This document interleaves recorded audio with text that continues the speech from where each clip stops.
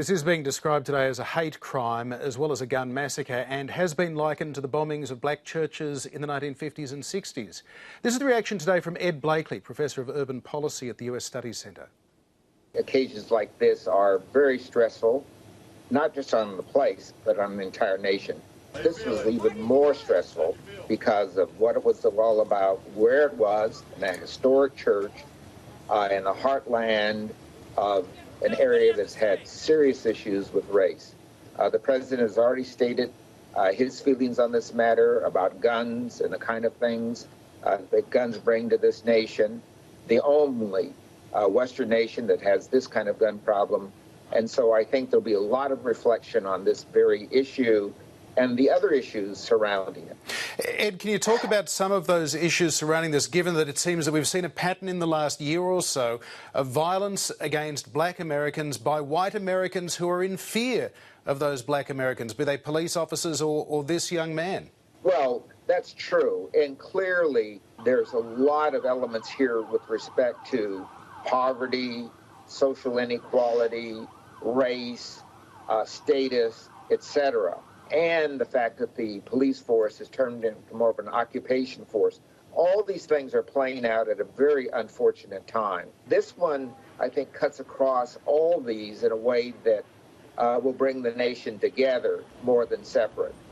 I hope this is a healing opportunity rather than a distancing opportunity.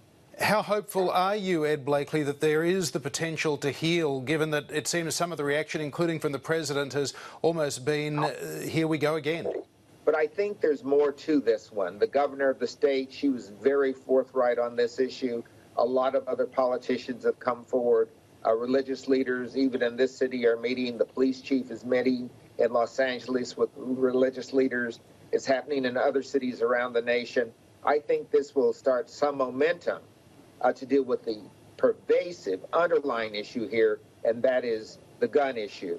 We dealt with it almost 30 years ago in Australia. I think we'll have to deal with it here in the very same way. What are the chances of President Obama in his final 18 months or so in office of progressing this issue, given that we've heard from some of the Republicans that would seek to take over that mantle pretty soon are already saying this shouldn't be about guns. Don't make this about guns.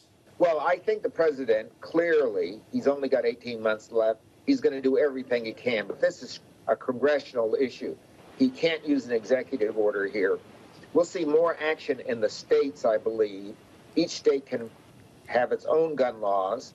Maybe the NRA will step up its vigilance on this issue because it makes everyone look very bad. Finally, Ed Blakely, we have seen violent acts trigger more violence, perhaps protests that have ended in riots.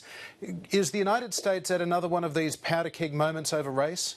No, I don't think so. I think cooler heads will prevail. There are a lot of people who come forward on this one, people in very high places. I think even the NRA is going to be looking for answers here.